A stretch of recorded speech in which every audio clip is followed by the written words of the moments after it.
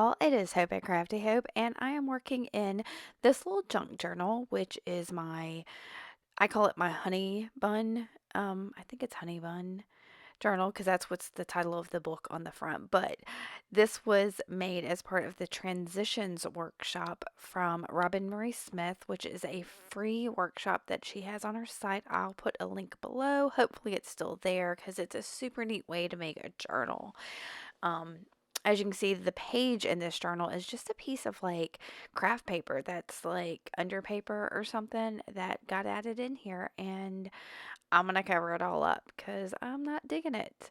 So I started by putting down, if y'all saw my uh, video on the Red Riding Hood hop, that's some of the additional paper from the story, from the Red Riding Hood story. I'll put a link to that video because I don't know, I'm pretty proud of that, how that that little thing came together. But so I put that down, and then this is some notebook paper that I think I'd played with some other things with, and I don't know. I'm putting down, what else am I going to put down? Some book pages and other stuff that's just going to go down to kind of cover up the background, give me a fresh start. And I don't know, sometimes I go into my journal just wanting to stick things down. And that was the case this day for sure, because I spent a lot of time here just sticking things down. Yeah, here's some book papers and all of that. And I think at one point I just start finding things on my desk and sticking them down too. Using my Yoo-hoo glue stick to stick all of these fun little bits and pieces down.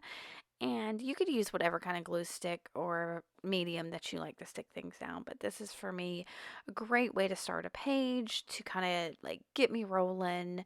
And because in just a second, I'm going to come in with some gesso, just basic white gesso. I think I'm using the Liquitex Basics white gesso. And I'm going to use a brayer to just kind of put it on the page. Now, using the brayer lately has been such a huge relief for me because it spreads out the gesso very organically. So there's not brush strokes. I don't know why I can't talk. So there's not any brush strokes or momentum to it.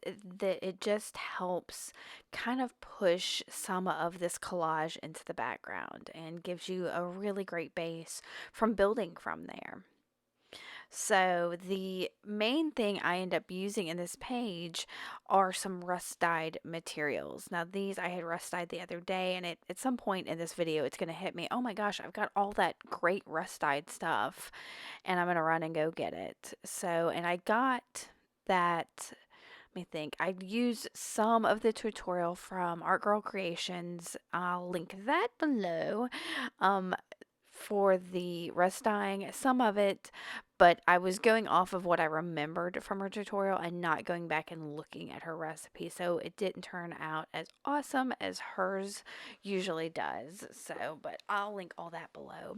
But for the moment, I'm still kind of playing around with my background, and I have been digging big dark black spots on things lately. Some mark making, not especially spots, but marks, and have found that some India ink works great because once it dries, it's pretty permanent. It's not going to go anywhere. So I just took a thin paintbrush, and y'all can see I put that ink just in the top of a yogurt lid just so that it's not going to stain anything else because I'm super clumsy about spilling things or spreading things, and with that being so permanent, I wanted to be a little extra careful.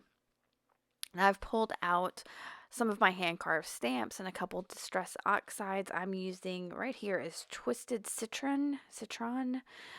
And then I'm going to open up Shaded Lilac, which I just picked up the other day on clearance. These are two colors I've never used before, and I think that's what pulled me to use them. Again, I was trying to use some things that I hadn't touched, like the rust dyes that we're going to get to in a minute, and these distress oxides, because what's the point of having them if you're not using them? So I'm using them. So, and I know I kind of like a lilac and green thing going on. That was my jam in high school. Those were my colors. That's my entire room was like violet and green. So yeah. So here's the rest of the materials I'm starting with. I've got a doily and a yearbook page, and I think somewhere under there is a piece of lace. And here I'm flipping through a couple of pieces of paper I made using alcohol inks on my jelly plates.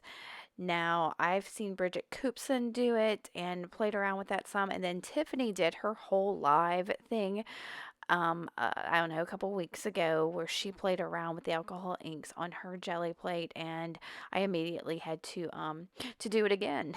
And so those pages are all ones that I created after watching Tiffany's video, and I found that one that I'm going to use that actually has violet and green on it. So hey, how about that? So yeah, that one's totally going to get worked in, but y'all, I'm going to play with and fret over this little stack of layered yummies for a while because I want each of them to kind of show and shine and I don't know, have their day. So I am futzing with this forever and ever. And so I didn't edit it out because I edited anything where I wasn't rearranging it out because in a couple times I just kind of sat back and looked at my stuff and decided, and I didn't think y'all needed to have those moments where I wasn't, I don't know, moving things around. So far I've got, I don't know, I didn't mention my little lady from the yearbook. When I was rust dyeing my pages, she just popped out at me. So I knew she had to go into something at some point. So that's, I think, part of the reason I went with her is look at that smile. Look at how joyous she is. That the happy on her just exudes out of her. So I knew she had to make a starting role in something. And yeah, so she's getting used today. So I am continuing to futz. I was trying to figure out here how to really let that little bit of jelly print peek out. So I decided to turn it horizontally instead of vertically like I was everything else. But then decided I needed something else, I guess, to back some of this. So I pulled out a piece of the more of the yearbook, the Rust Eyed yearbook page, because it was good and grungy, especially right there. Hardly ever use the part that has the names on it, and you're not going to see it. I'm hiding her name's on there too, but it's hidden. So once I kind of had an idea of where that sack was going to go, I realized that nothing else on this page felt rusty and uh, as grungy as I wanted it. So, to make something a little more rusty, what is better than some golden quinacridone nickel azo gold?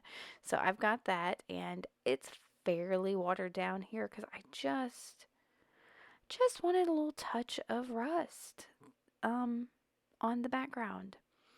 And I'm doing one of these techniques I really like, which is kind of going around my stamps, which makes them a little more prominent, kind of frames them up and because you can't really see them here, but when I go around them a little bit more, they kind of stand out. At least that texture of them does, and you see a little bit more of that what is it, shaded lilac. Now you're not seeing the citron near as much, but that's okay. That's fine. But see how that little bit of rusty color kind of, I don't know, seemed to let everything else integrate a little bit better. Now, since I am doing this massive stack of stuff, I'm going to go ahead and use some, what is that stuff? Matte gel medium to glue it all together so that it sticks really well and can hold up to the weight of all those pieces I'm putting down there. I was trying to look at her name. Her name is Claudette. Um, you can kind of see it there. Claudette Owens? I can't tell now. It's gonna be forever hidden now that I've glued her down with that matte gel medium.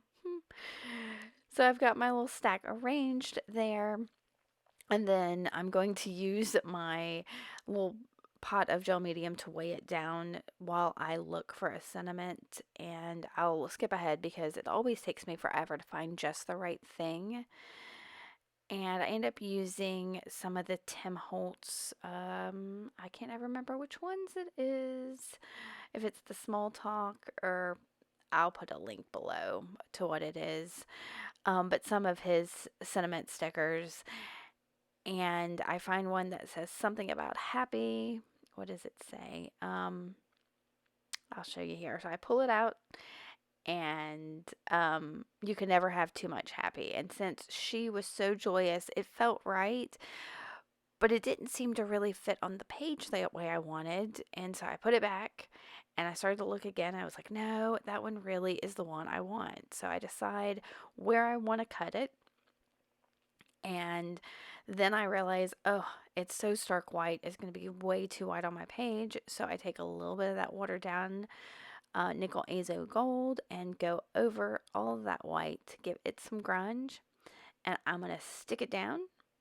And then once it's stuck down, I'm going to go around both of those to let them pop out just a little bit with my Stabilo All pencil, and then activate that with some water, because that gives it some shadow and some life and some depth, and yeah, all the things. And I think my final thing is going to be realizing that I don't have any of that violet on really prominently on my stack of rusty stuff. So I'm going to grab a distress crayon in the shaded lilac and kind of add a little bit of it to the top of that stack, and then also on Claudette's cheeks, because maybe not rosy, but lilac cheeks are kind of cool. And that'll finish my page, y'all. So I hope you enjoyed this. If you did, make sure to give me a thumbs up. And if you're not subscribed yet, please, please do hit that subscribe button. I would so appreciate it. If you have any questions about anything, let me know. I am happy to answer them. And keep on crafting on, y'all. Thanks for watching. Bye.